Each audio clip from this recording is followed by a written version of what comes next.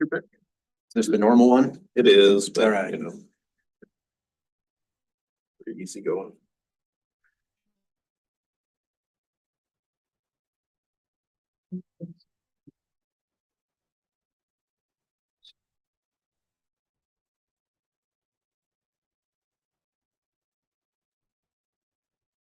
Good afternoon and welcome to the November Crop Production and WASDE briefing.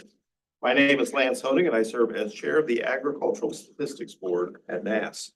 This briefing is for the Secretary of Agriculture and other policymakers at USDA to better understand the content and context of today's reports. We're very pleased to have Dr. Seth Meyer, USDA's chief economist, join us as Secretary Designate today.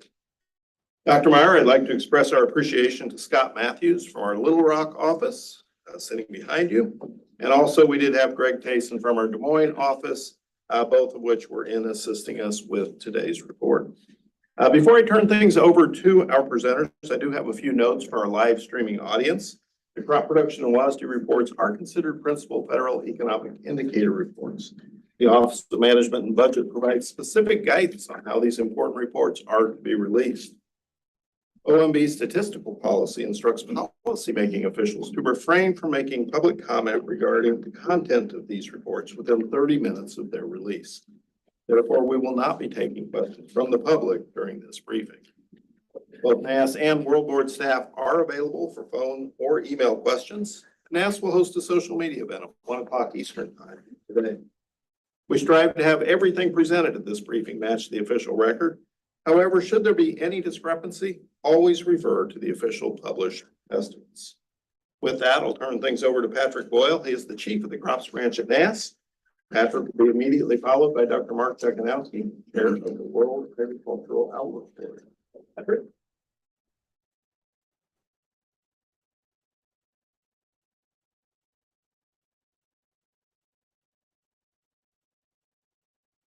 Morning or afternoon. Afternoon, everyone. Thank you for being here today. Welcome to those of you who are joining on the live stream as well. As is typical, we have a lot to cover, a lot of numbers to cover, so we'll go ahead and get started. Before we get into the acreage and production data, I do want to share some information about the data sources that were used to put together today's report. First, a couple of operator surveys. Our ag yield survey, we reached out to just over 5,800 farmers across the country at the end of October and into the first week of November. We asked them about their expected yields, or in many cases, their final yields as harvest had already been completed. For cotton, we surveyed 515 gins and asked them questions about how much cotton they had ginned this season and their expectations going forward. Next, in green, you'll see some information about our objective yield survey program. This is where our trained enumerators go out to corn and soybean fields in the major growing areas and take measurements and collect samples that provide important indications that help us determine yields. We also took another look at yield indications based on satellite data, although this month there was no new data to consider as most of the crops were mature or already harvested. One quick slide on our November ag yield survey, that producer survey that I mentioned a moment ago. On this map, you'll see how those 5,883 samples were distributed by state. In general, states with larger sample sizes are the ones that had more commodities of interest this month. And on this map, you'll see the darker the shading, the higher the sample size. As we normally do, I'll start off with some information on corn. This chart has some data from our weekly crop progress and condition report. It shows the percent of the corn crop that has been harvested by week. The red dotted line is 2024, and you can see that by November 3rd, 91% of the corn crop had been harvested. And that's 16 percentage points ahead of the average and 13 percentage points ahead of last year. Now let's take a look at some acreage and production data for corn from today's report. No changes to planted or harvested acreage from our October forecast. However, acreage is down just over 4% when compared to last year. Moving over to yield, although our November forecast is down 0.4% from last month, at 183.1 bushels per acre, we are still forecasting a record high. That's up 3.3% or 5.8 bushels from last year. As a result, total production at 15.1 billion bushels is also down 0.4% from October and down 1.3% compared to 2023. This chart shows how the current month's yield projection ranks historically. That green line shows final yields for each of the last 30 years, as well as this month's forecasted yield. The gray line represents a trend line, which is a moving historical average. As you can see, at a record high 183.1, we are only slightly higher than trend. And here's a breakdown of the yields by state, just to give you a little orientation on what all those numbers and colors mean on the map. The top number is the current yield forecast measured in bushels per acre. The bottom number is the percent change from the previous month's forecast. If you see a pound sign next to the top number, that represents a record high yield. States shaded in blue are showing an increase from the previous month, while states shaded in red are showing a decrease. The deeper the color, the greater the change. States in gray are unchanged from the previous forecast. As you can see, while yields are down in many states compared to last month, we are still forecasting record yields in a number of states, including Louisiana, Illinois, Indiana, Iowa, Michigan, Nebraska, South Dakota, and Wisconsin. Next up, a very similar map, except this one shows the change from the previous year. You can see that most of the Corn Belt states are showing year-over-year increases, while hot and dry conditions earlier this year in the east and southeast have driven yields down in those areas. Here's a quick example of some of that satellite data that we did have available to us. As I mentioned earlier, though, because of the maturity of the crop and the fact that much of the crop has been harvested, there were really no changes to this map compared to the one that we shared with you last month. You can see, though, the different shades in the colors there and the corresponding modeled yield projections. Green and blue shaded areas indicate higher yields, while the yellow, orange, and red areas indicate lower yields. On this chart, what you're seeing is the percent of our corn objective yield samples that have been processed by our lab in St. Louis this month. And what I mean by that is as fields mature and dry down just prior to harvest, our enumerators will gather samples and send them to our lab for further analysis. As you can see, 96% of the samples have been processed by the lab this month, and that is generally on pace with what we normally see this time of year. Here's another data point from our objective yield program. This is an estimate of the number of ears per acre from sampled fields across the major growing areas. The blue vertical bars indicate the number of ears per acre, while the red dot shows the corresponding forecast yield for the 10 states in the objective yield program. You can see for this month at 28,650 ears per acre, we held steady compared to last month, but we're down from last year's historically high counts. Next, a quick look at total production and how it compares to recent years. As I mentioned a moment ago, production is forecast at 15.1 billion bushels. And if realized, that would be the third highest level on record. That's edged out just by last year and 2016. Finally, our last slide for corn. This is a look at how this month's forecast compares to a sample of published pre-report industry expectations. Now, the way this chart is laid out, each of those blue dots represents an individual industry member's forecast of total corn production. And the red squares represent NASS's forecasts each month. As you can see, we are near the middle of this month's expectations for corn, so hopefully there's minimal surprises this month here. Next, we'll move on to soybeans. I have some charts and graphics that are very similar to what we just went over for corn. First up, some information from our weekly crop progress and condition report. You'll see that as of November 3rd, 94% of the soybeans have been harvested, and that's ahead of both last year and the 5-year average. Now, an overview of the acreage and production data for soybeans. As was the case with corn, both planted and harvested acres were unchanged from last month. Unlike corn, however, soybean acreage is up from 2023. Yield at 51.7 bushels per acre is down 2.6% or 1.4 bushels from last month's forecast. Soybean yields are up 2.2% or 1.1 bushels per acre compared to last year. 51.7 bushels per acre ties 2021 for the second highest average soybean yield. As a result, total production is forecast at 4.46 billion bushels.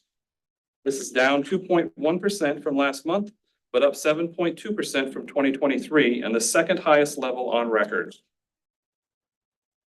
Next up, a chart showing how the current yield projection ranks historically. As I mentioned on the last slide, if this yield is realized, 2024 will rank second all time, tied with 2021 and second to 2016. Although you can see on this graphic, even though we're at those high levels, it is right on that historic trend line. Here's a breakdown of the projected soybean yields by state. Again, that top number is the current yield forecast, and the bottom number is the percent change from last month. As was the case with corn, you'll see we have record high yields forecast in a number of states, including Illinois, Indiana, Michigan, Arkansas, Texas, Mississippi, and New York. And once again, a similar map, except this time is with a comparison to the previous year. There's quite a bit of blue on this map, which again indicates year-over-year yield increases. Another quick look at some satellite data. Again, no real new data from last month, but you can see where the soybeans are grown and the variation in the yields from state to state. Again, the blue and green colors indicate higher yields, while the yellow and orange indicate lower yields. Next up is another data point from our objective yield survey. This is very similar to what I had described earlier for corn. 96% of the soybean samples have been processed at our lab this month. So slightly ahead of the last couple of Novembers, but certainly not out of line with what we would expect to see this year, this time of year. Here's another objective yield metric. Again, similar to corn. This time though, instead of ears per acre, we're talking about number of soybean pods in a randomly placed 18 square foot area. And this is for field sample throughout the major growing areas. Those blue vertical bars show the estimated number of pods, while the red dot is the corresponding yield for the 11 states in the objective yield program. As you can see, coming in at 1,812 this month, counts were down slightly compared to last month and last year. Next, a quick look at total production and how it compares to recent years. As I mentioned earlier, if realized, 4.46 billion bushels is the second highest level on record and a 7% increase over last year.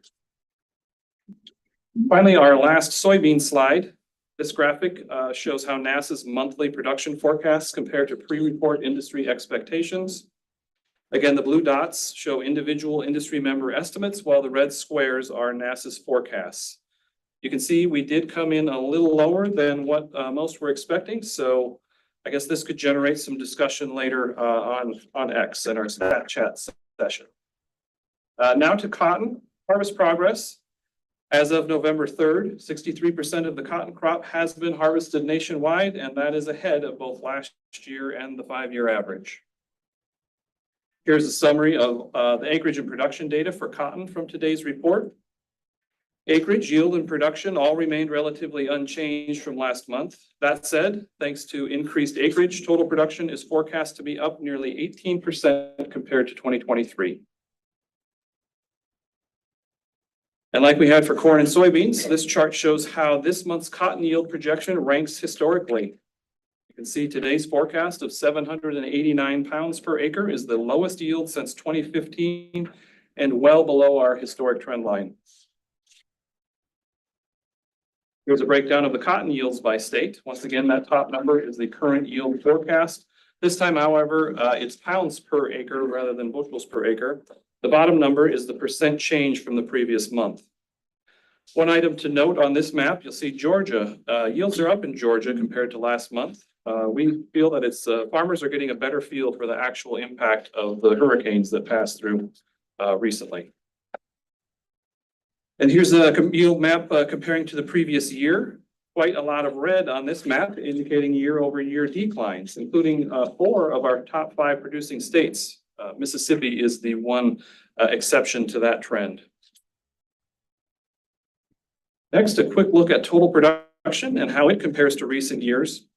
As I mentioned earlier, this month's forecast at 14.2 million bales is up 18% compared to last year. Now our last slide for cotton, the industry expectations. It's kind of hard to tell on this graphic, but there are actually a pretty tight grouping of blue dots right around that red square there. So we are, you can see that with that relatively minor change from last month, we are well within the range of expectations for cotton production. Now a quick look at all of the other field crops included in today's report. Starting off with peanuts, peanut acreage is unchanged from our previous estimate, but up from last year. Yields are showing a year-over-year decrease, but with the increased acreage, total production is up nearly 11% and at its highest levels since 2017. Potatoes are down across the board. Acreage is down around 4% from last year. Yields at 453 hundredweight per acre are down just over 1% compared to 2023. And this results in total production of just under 418 million hundredweight, a decrease of more than 5% from last year. Rice acreage is unchanged from the previous forecast, but up approximately 1.5% from last year. Yield is also unchanged from last forecast, but down 59 pounds per acre, or 0.8% compared to 2023. Total production is estimated at just under 220 million hundredweight. That's up 0.7% from last year. Sorghum acreage unchanged from our previous forecast, but down from last year. Yield and production are both up compared to last month and last year. Both yield and production are at the highest levels since 2021. Sugar beet acreage is also unchanged from the previous forecast, but down from last year. Yield at 32.7 tons per acre is down 1.2% from last month, but up 4.8% or 1.5 tons per acre compared to 2023. Total production is down 1% from last month and 0.1% from last year. And the last of the field crops to discuss today is sugar cane. Harvested acreage is unchanged from last month and down 0.6% from last year. Yield of 38.2 tons per acre is down slightly from the previous forecast, but up 1.6 tons or 5.2% compared to 2023. That results in total production of just over 35.2 million tons, down slightly from last month, but up 4.4% from last year. So before I wrap up, here's a look at a few of our upcoming reports. Later this month, we've got farm labor, cattle on feed, cotton ginnings, and ag prices reports. On December 2nd, we'll release the monthly care reports. And on the 10th, we'll be right back here again for another crop production report and cotton ginnings. And as Lance mentioned earlier, we will be coming up at 1 o'clock today. We will be hosting a staff chat session on X, where we'll take questions and share additional information on today's report. As always, full reports are available on our website. And that concludes my portion of the briefing. So I will now move it over to Dr. Jakunowski.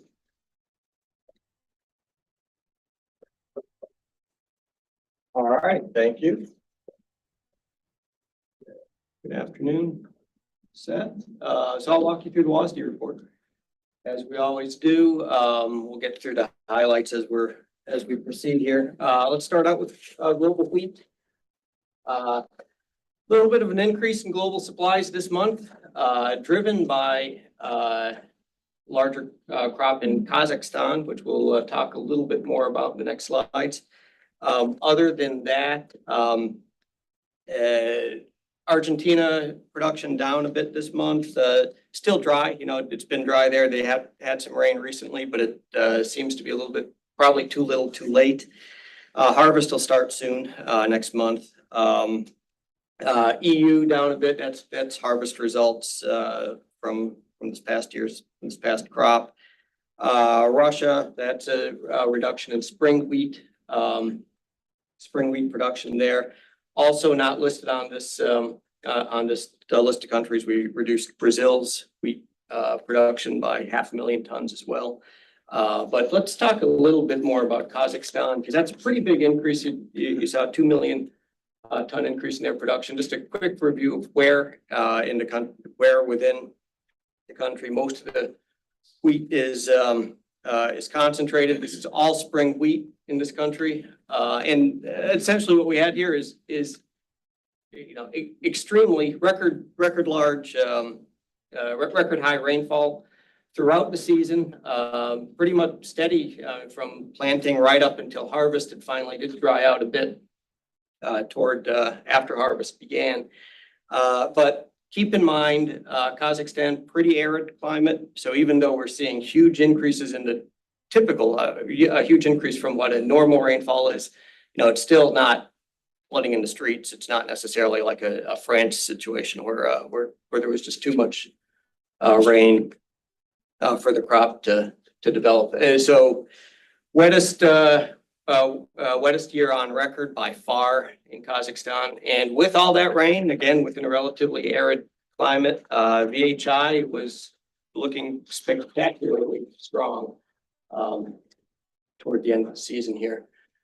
So production up this month, 2 million tons. That's up 13% from last month, almost 50% year over year. But keep in mind, with all that rain, this isn't a very high quality crop. So pretty poor quality. And plus, Kazakhstan, as you're probably aware, they have a lot of trouble exporting their crop. Russia's not letting them export through Russia. They don't have a good export infrastructure to get around that. So most of this increase in production is going to show up as higher feed use in country and stocks. So not a lot of this increase finding its way onto the world market. Speaking of the world market, so global supply and demand, I noted, so feed use up a bit this month. That is mostly Kazakhstan. There again, as we just discussed, their increase in feed quality wheat. Trade, so global wheat exports down 1.2 million tons this month. That is mainly a reduction in flour exports from Turkey, along with lower exports from Kazakhstan to the extent they do export. So Turkey, Kazakhstan, partially offset by higher flour exports from Egypt. And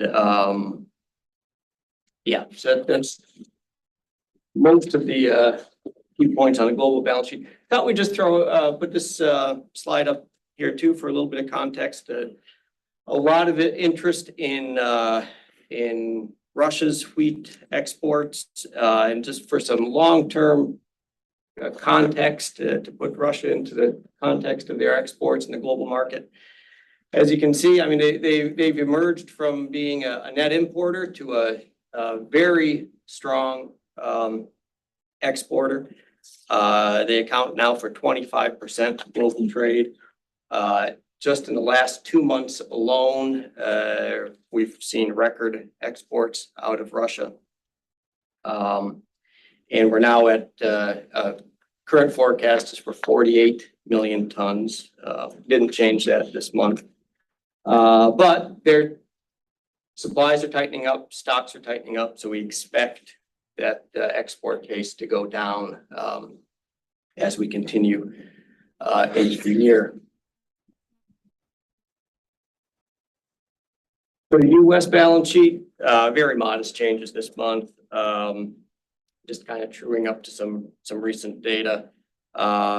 Imports up a little bit. That's all hard red spring. Food use up. That's just from the flour milling products report. So ending stocks up by 3 million bushels, as you can see. So again, modest changes. Small decrease in or 10-cent per bushel decrease in season average farm price based on prices reported to date. Right now, we have over 50% of that crop market at this point. Global rice production, as has been the case, many of the past months. This is largely an India story. Another big increase this month in India's rice production forecast. This is based on the first advanced estimate from India, which just came out, which within the past couple of days. So we incorporated that. Looking at a pretty big increase in the Kharif area within India. So again, a massive crop, 3 million ton increase this month alone. Record large production expected there. The other countries noted there, Bangladesh down, mainly too much rain in August, impacting that crop. Burma down a bit, the effects of the recent tropical cyclone there. But again, mainly an India story here. And on the balance sheet as well, again, the increase in supply this month, driven by India. Total use increased this month, 2.4 million tons. That is also driven by India, along with increases in China and Guinea.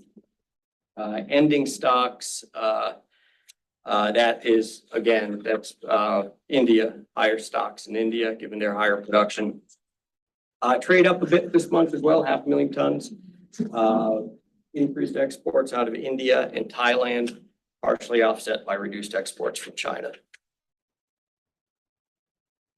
U.S. rice balance sheet, again, pretty modest changes. You heard just a few minutes ago, no changes in the U.S. production forecast this month. So all we're looking at is truing up some of the use data.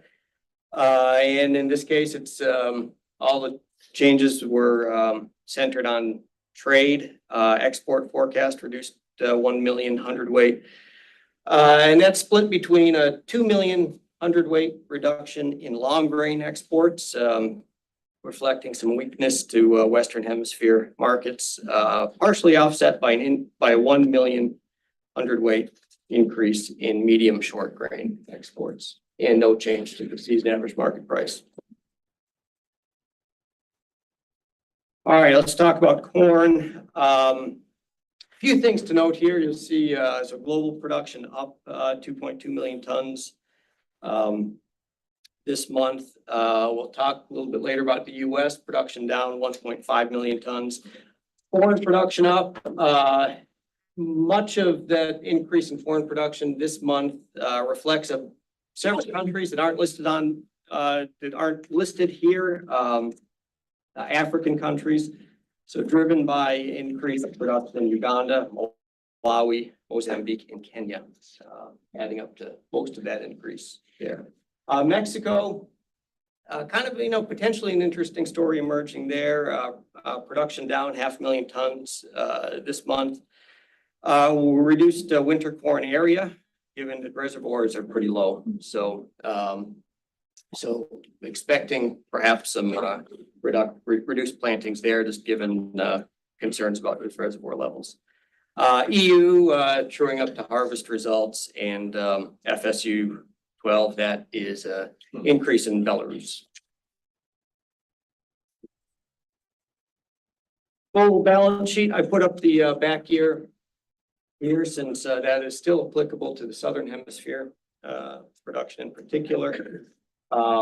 So looking at the 2023-2024 balance sheet first, so the one on your left-hand side. Based on trade to date, so trade down 100,000 tons this month. That mainly reflects trade to date from Brazil and Argentina. Lower exports out of Brazil as they have more FSI, use more of their corn domestically, especially for their expanding ethanol industry. So lower Brazil exports, partially offset by higher increased pace of exports from Argentina. Ending stocks up, that's mainly Mexico and Uganda. Feed use up a bit in the back year as well. That's partially Mexico as well, as you know, record large U.S. imports, record large imports from the U.S. to Mexico, driving some of that feed use there. And now let's shift over into the out year, 2024-2025. Feed use up in that balance sheet as well. Again, mainly Mexico and Uganda, and higher feed use in Mexico is that basically stepping off from the higher feed use from the previous year is driving some of that growth. Trade, we reduced our corn export, global corn trade forecast, 700,000 tons this month. Again, largely driven by Brazil, kind of continued slowing in Brazil exports as they increase their focus on domestic FSI use, along with expected a little bit lower exports from South Africa, as we've seen improved production, corn production in many of the countries surrounding South Africa, so less need for South Africa to export to those countries to provide the supplies that they need. Also regarding trade, just worth noting, it doesn't show up directly on this chart, but we cut China's corn imports by 3 million tons this month. Just seeing really slow pace this year. So we're now at 16 million tons of corn exports for China. That would be the lowest since 2019-20. And for a little bit of perspective, last year we were at 23.4. So pretty large year-over-year reduction in China's imports. Ending stocks down, that is mainly lower stocks in the US and China. Speaking of the US, let's move on to that balance sheet. Just incorporating the data we got this morning from NAS, reduction in yield, and it just comes out as it reduces stocks by the same amount. No other changes to the rest of the balance sheet. Soybeans. So here, globally, mostly a US story, as you can see. The only other country to note there is India. That's just incorporating data from the oilseed processors in India, SOPA. So reduced the production modestly there. But again, US driving the production change in the global balance sheet this month. Global crush down. Global crush down a little bit this month, 200,000 tons. So a couple things going on there. Higher crush in Pakistan, increased imports by Pakistan, and they import to crush, so that higher crush in Pakistan, but offset by lower crush in the US. And we'll get to that in a minute on the next balance sheet. Trade, that is mainly increased exports out of Canada, offset by lower US exports, which again we'll discuss in a bit. In ending stocks, that reduction there, that is reduced stocks in the US as well. Before we get to the US, let's just talk a little bit again for some added perspective on the market here. A quick update on US soybean exports in general and recent trends. Worth pointing out here when we look at the current year, 2024, the commitments, if you look at the commitments to China and unknown, relatively flat year over year, but pretty strong growth in the rest of the world, exports to the rest of the world in particular. Now, that in part it can be explained by lower exports out of Brazil, especially in November and December, reflecting the smaller crop they harvested this past winter and spring. We now have Brazil exports at 98 million tons forecast for this year. And just keep in mind that we use Brazil's export estimates as a way to gauge the size of that crop as well. So we're going to be watching this closely, and it could end up revisiting later the size of the Brazil crop based on that export base. Now, looking ahead to the new crop, the crop that they're currently planting. As you know, planting was delayed this year because of drought, because of dryness, and raised some concerns in the market. But within the past few weeks, as you can see there, the rainfall, once it started, it it came back at a pretty good clip, above average rainfall. And with that, planting pace also accelerated tremendously after a slow start, increased rapidly, and now it is back to on pace, on the historic pace. Again, harvest beginning, in July there, if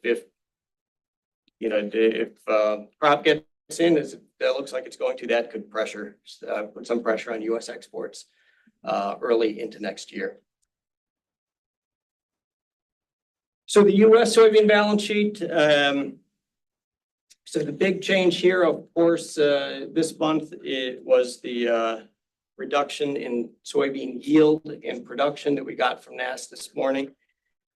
And essentially, tighter supplies mean, lower use kind of across all of the categories, with most of those tighter supplies coming out of stocks, as you would expect them to do. But also pulled exports back 25 million bushels. Pulled crush back a little bit too there. I mean, crush is probably the most inelastic demand, so it's going to decline the least. But mainly exports, and lower exports and lower ending stocks accounting for that this month's smaller soybean production. No change to the season average market price at this point from last month. Moving into cotton, global cotton production down 500,000 bales this month.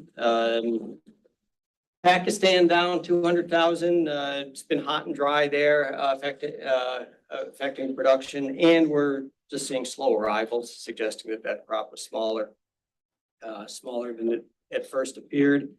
Turkmenistan, some data revisions based on trade data going back a few years.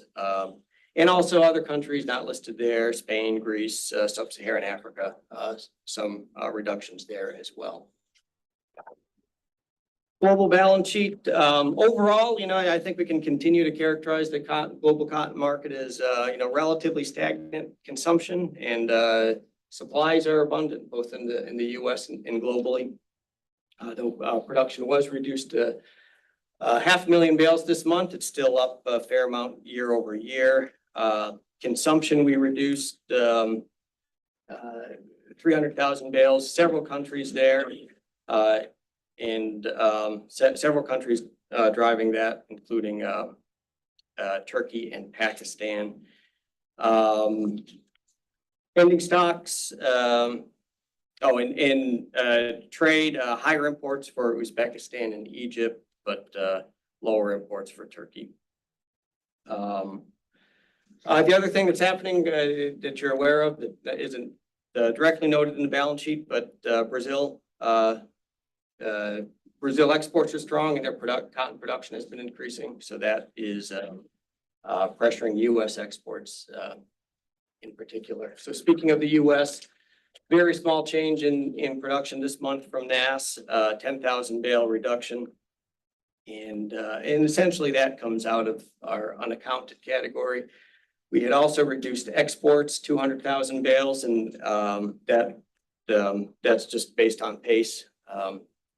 So exports down, ending stocks up by essentially the reduction in exports there. No change to our season average market price. Sugar, it looks like a lot going on here because there's a lot of numbers, but it actually isn't quite as complicated as it might look. Starting with the back year, 2023, 2024, what we're seeing there driving that increase in production is just better than expected September harvest. So shifting some of that harvest from this current marketing year into the back year because it was harvested in September. And that also, of course, drives some of that reduction in the 2024, 2025 production, along with the changes in NASS, tightens up the new crop supply by a fair amount. Other things just to note on the back year, a little bit of reduction in high tier. That's just that's actually molasses. Our new reduction in molasses, coming in for processing into sugar. Small changes in, or, little, increase in domestic deliveries.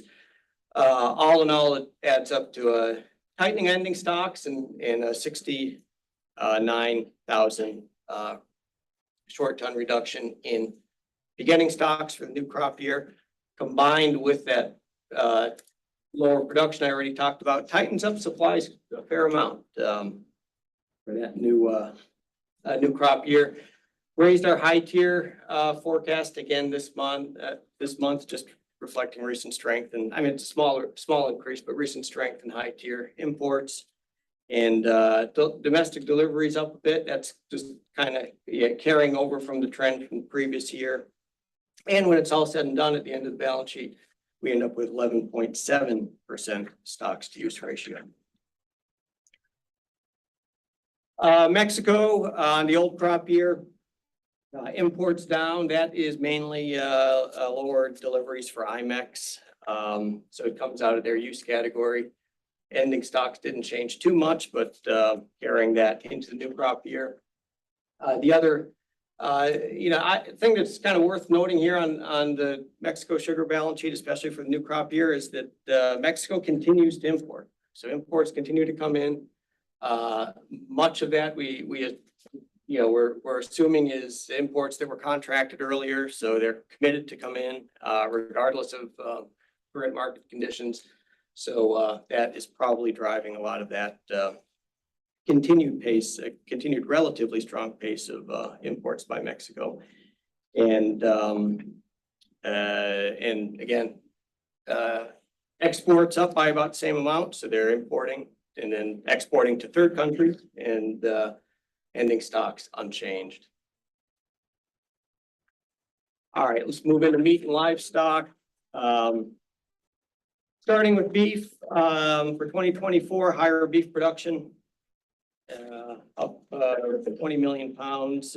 That is driven by heavier weights, dressed weights.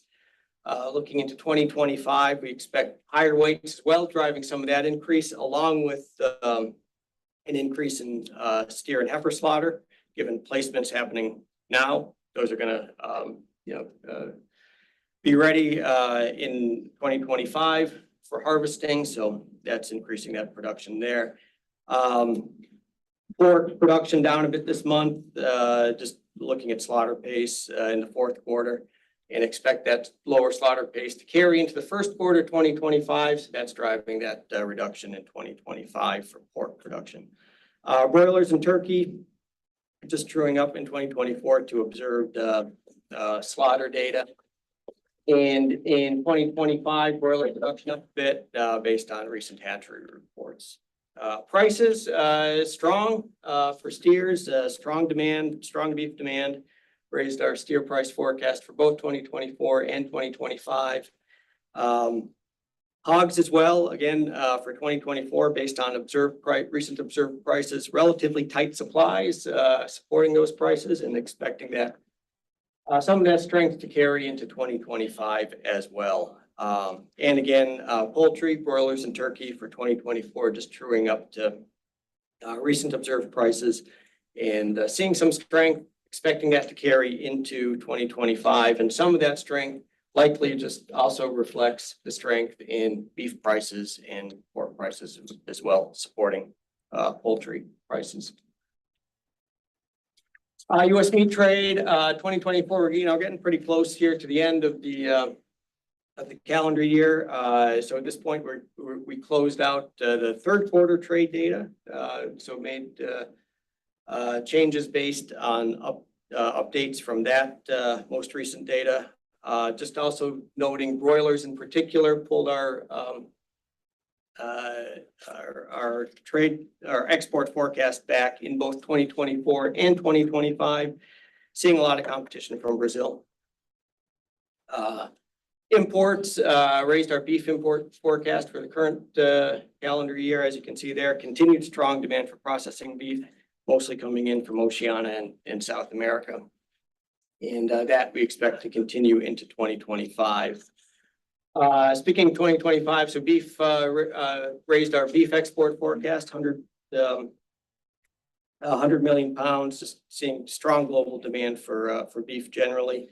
Reduced our pork forecast based on tightening US supplies and maybe some softening demand in a few key markets there.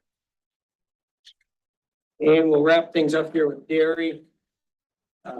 Dairy production for 2024 down a bit this, up a bit this month.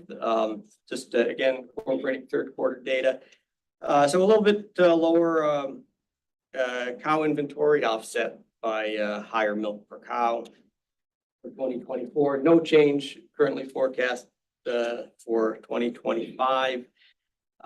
In terms of trade, fat basis products are seeing strong demand globally and domestically for cheese and butter products. So that's driving both import growth for cheese and butter as well as demand for our own exports of cheese and butter. So that is driving those increases for 2025. On a skim solids basis, main thing to note there, exports in particular, U.S. exports, very strong demand for whey and non-fat dry milk. And we're relatively competitively priced in those products, supporting our export prospects. Finally, with prices, butter down a little bit this month, but still those are historically high, good prices. So just again, truing up to recent data. Looking into 2025, cheese prices, we raised our cheese price forecast. Pretty tight supplies there for cheese, supporting that outlook. Butter again, we reduced to 2025, just kind of following off this the change we made for 2024. And for dry products, non-fat dry milk and dry whey, raised our 2025 price just based on strong global demand, strong domestic and global demand for those products. Class prices fall out from those. So class 4 price for 2024 reduced, reflecting the lower adjustment in the butter price. Looking at 2025, class 3 price being supported by higher prices for cheese and whey. Class 4 price, again, that's that reduction in the butter price. And you can see where the almond milk prices settle out as a result of these class price changes. Down a nickel for 2025 and up 10 cents. Down a nickel for 2024 and up 10 cents for 2025. And that's where I'll wrap things up. Thank you for your attention, and all those folks online, thank you for your attention as well. We'll hope to see you back here next month. And with that, I will wrap it up and